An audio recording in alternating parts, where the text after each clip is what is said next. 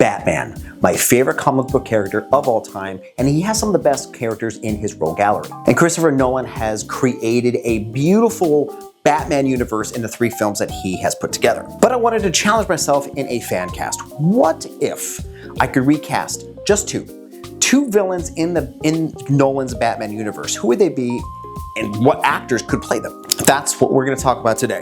We're going to recast Two-Face and Bane.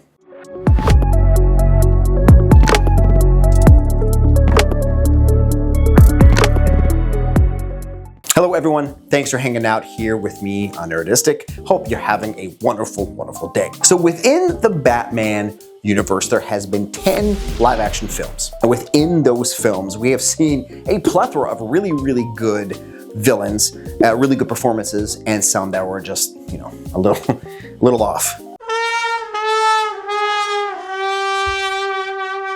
And I could have easily went, you know, the normal route of like, let's recast Joker. But Joker has been done a handful of times. So I kind of wanted to focus on 2 characters that I really, really liked in that Christopher Nolan Batman universe. Now, Scarecrow was a character that I considered adding to this list, but something about Two-Face and Bane just kind of struck a chord with me. Both have this like really crazy backstory, but like this mental anguish, you know, with obviously Two-Face having 2 sides of a personality. And Bane, you know, having his backstory and how just like intense everything was with his life and how incredibly intelligent he is. There's just a lot of cool room for just fun, insane storylines that they can pluck out of both of these characters. Now, we're gonna start this list off with Bane.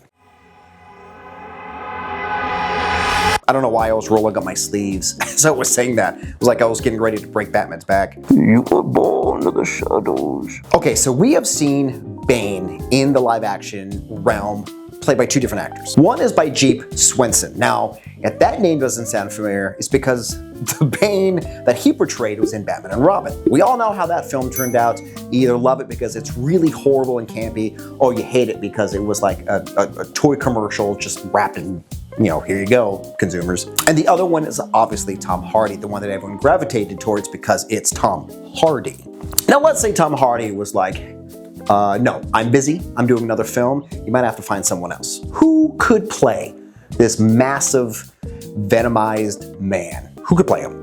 I think I found the actor, and let's talk about his filmography, shall we, for a second? So he was in Mad Max Fury Road and Furiosa. He was in Mortal Kombat, blink and you missed him because he had some prosthetics on. And the film that I first learned about him was that of Troy. We're talking about actor Nathan Jones. Now, when I was thinking about Bane, Nathan, the image of him from Troy just popped in my head, like instantly. If you don't remember him in Troy, early on in the film, his character had a very quick but epic fight scene with Achilles.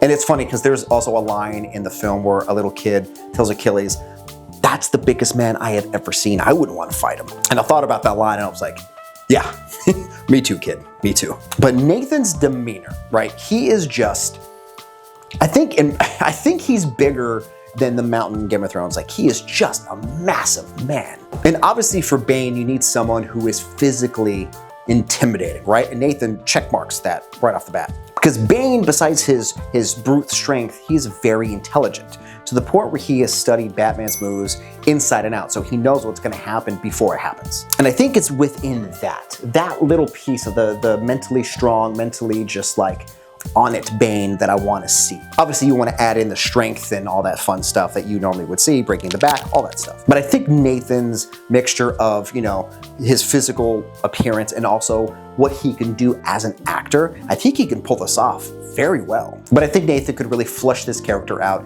and just give more to it, right? Obviously there's gonna be a lot more with the script, kind of write more of a backstory, but I think bringing that to life, Nathan could really bring a fresh take to something truly terrifying. But Nathan, my friend, you have been cast as Bane. Okay, now let's move on to Two-Face.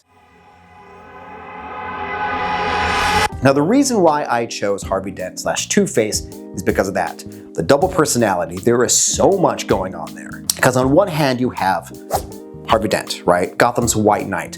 The man who essentially is Batman without the costume. He gets stuff done, he does it by the book, he cares about people, he is not a corrupt cop, he's not a corrupt politician, he is just what the city needs. But on the other side of the coin, see what I did there? He is damaged, he's broken, he's set on revenge, he is just damaged mentally and obviously physically. And we saw Aaron Eckhart play this perfectly in The Dark Knight, right? Like, the casting was absolutely perfect. Oh, and here's a little bonus thing for you, a little trivia. Matt Damon was originally cast as Harvey Dent, but it didn't really play out. Scheduling, something happened, and Aaron Eckhart instead came in and did a great job. But who else could play two different characters if you think about it? Who could portray this like great person and then this just absolutely terrible person? I think I found him. Let's talk about his filmography. He was in The Town, which is such a great movie. Baby Driver, again, awesome movie. If you haven't seen Baby Driver, pause this video, go watch it now, and then come back. And then of course, Mad Men, which is what he's really known for. I'm talking about actor Jon Hamm. Now the reason why I chose Jon Hamm is in a lot of his films, he has played really charismatic character like Don Draper in Mad Men. And then he has played really just despicable, horrible characters like in Baby Driver. He can just like change in a heartbeat.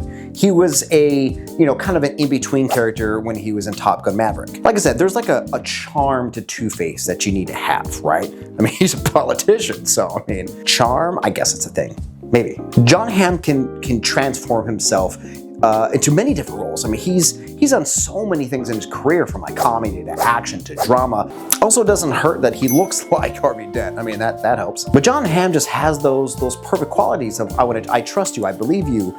I know you're not gonna put me in a van and kill me. But on the other hand, when he gets really angry, it's like, oh God, you're putting me in the van and you're about to kill me. But having an actor that could really like go from one extreme to another is what you need in a Two-Face.